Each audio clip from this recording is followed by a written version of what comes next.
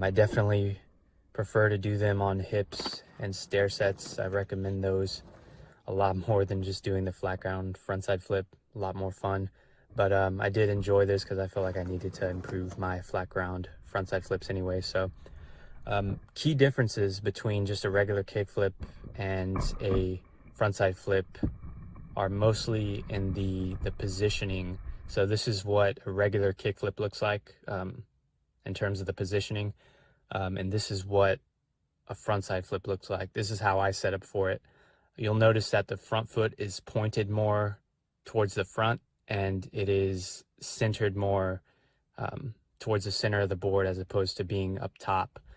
This helps you get a faster flick, and the point really just helps you position yourself towards the front end more, as you should, since of course you're going to be turning front side. So it's just a way to have your shoulders open. You'll notice that the more you point your front foot in that direction, it's easier to open your shoulders.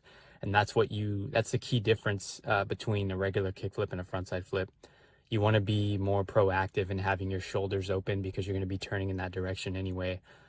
So just really starting that out by having your front foot pointed makes a world of difference.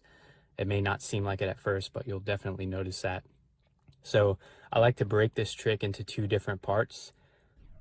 Really 90%, I would say, of this trick is in the first half of it, which is really just getting a 90-degree kickflip, getting a kickflip and catching it at the halfway point is really most of this trick, because the rest of it is just completing that 180.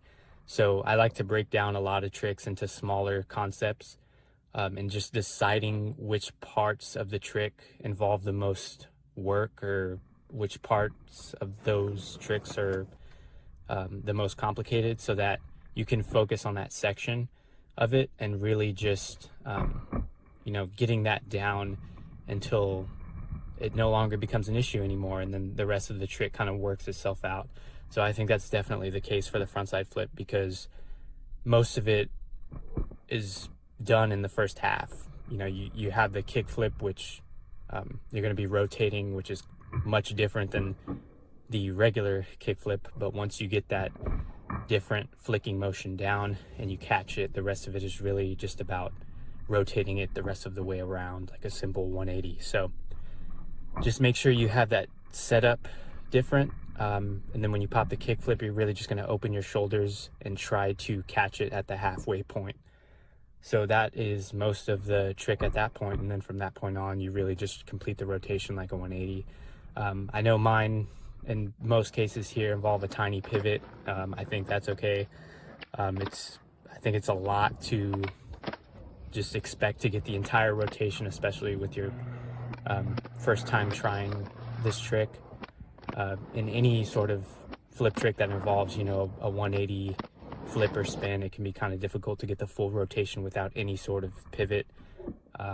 So I would just recommend on, just getting it down first, and then over time, just if you don't like the pivoting at all, you can just focus on winding up more so that you don't end up pivoting at all. But I would give yourself a pat on the back for even landing it at first, because this is a difficult trick to learn. So with that being said, I think the frontside flip is really just about the setup and catching the board at 90 degrees and just working on the landing from that point on, which is I don't think as difficult as the first half of the trick. So those are my tips for frontside flips. Hope to do some more 180 flip trick practice videos soon. Let me know in the comments below, as always, what you guys want to see next, and I will see you next time.